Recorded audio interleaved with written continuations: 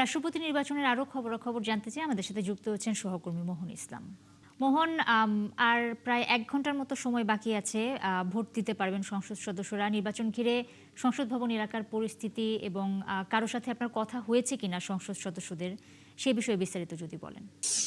তীব্র গতি আমরা দেখলাম বা ভোটের যে আপনার ধারা দেখলাম, সেই জায়গায় বলা যায় যে ভোট গ্রহণ আসলে এক প্রকার শেষে। এখন শুধুমাত্র সময় বা কালক্ষেপণ ৫টায় ভোট গ্রহণ যেহেতু আনুষ্ঠানিকভাবে শেষ হবে, সেই আনুষ্ঠানিক শেষ হওয়ার পরে আসলে বলা যাবে যে ফলাফল ঘোষণা করা হবে। এবং আসলে অনেকের সাথে কথা হয়েছে।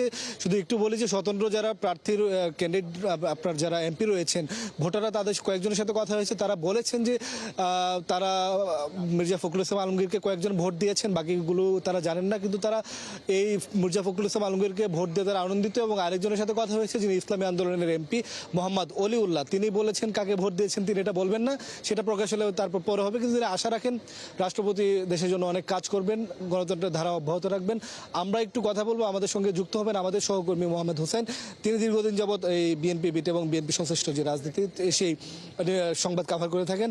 আজকের ভোট কেমন দেখলেন হোসেন? আর একটু জানতে চাই যে দীর্ঘদিন পরে বিএনপি সরকার এবং একজন দলীয় ব্যক্তি আসলে মনোনীত হয়েছেন। আমরা অতীতে যদি দেখি প্রফেসর রিয়াজউদ্দিন আহমেদ থেকে শুরু করে এই ধরনের যারা একদম দলের সাথে সরাসরি সংশ্লিষ্ট না তাদেরকে মনোনয়ন দিয়েছে। এক্ষেত্রে মির্জা ফখরুল ইসলাম মনোনয়ন পেয়েছেন এবং রাষ্ট্রপতি হতে যাচ্ছেন। বিষয়টা আসলে বিএনপির এমপি মন্ত্রী বা নেতারা কেমনভাবে নিচ্ছেন?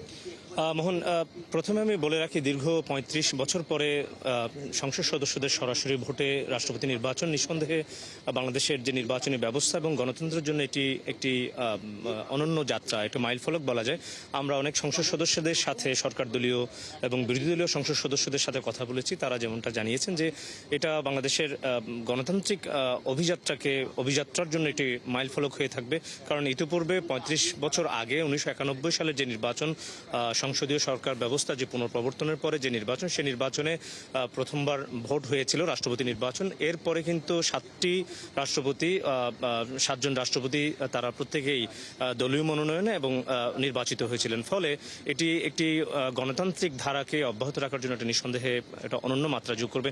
আমরা সংসদ সদস্যদের সাথে কথা বলেছি, তারা যেমনটা জানালেন যে মির্জা ফখরুল ইসলাম আলমগীর একজন সদালাপী, দারুণ একজন রাজনীতিবিদ, বর্ষিয়ান রাজনীতিবিদ, দীর্ঘ ৪ দশকেরও বেশি সময় ধরে রাজনীতি করছেন, একেবারে তৃণমূল থেকে উঠে আসা রাজনীতিবিদ এবং দীর্ঘ ফেসিবাদ বিরোধী রাজনৈতিক আন্দোলন, যে গণতান্ত্রিক সংগ্রাম, সেই সংগ্রামে তিনি নেতৃত্ব দিয়েছেন, দলকে সংঘবদ্ধ করেছেন।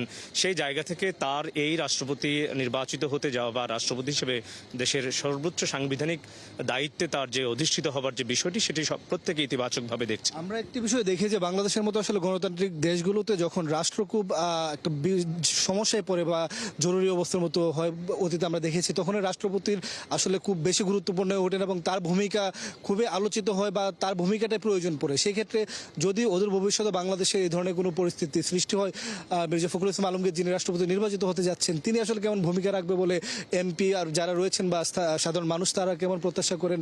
আপনার তো তাদের সাথে কথা হয়েছে, তারা আসলে কি জানালেন?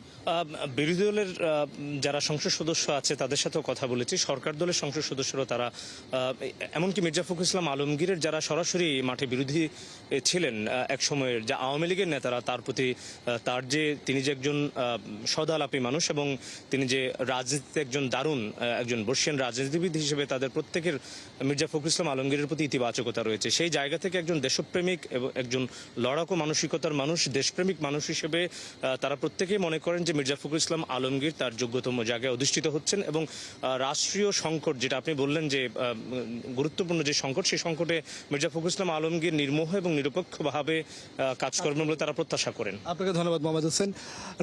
শুনছিলেন আমাদের সহকর্মী বলছেন যেমনটা আসলে এই এমপি বা মন্ত্রী যারা রয়েছেন বা দলীয় নেতাকর্মীরা রয়েছেন বা দেশের মানুষ যারা রয়েছেন যেরকম প্রত্যাশা করেন, সেরকম প্রত্যাশা হয়তো পরবর্তীতে রাষ্ট্রপতি নির্বাচিত হওয়ার পর মির্জা ফখরুল ইসলাম আলমগীর সেটা পূরণ করতে পারবে বলে প্রত্যাশা করছেন তারা।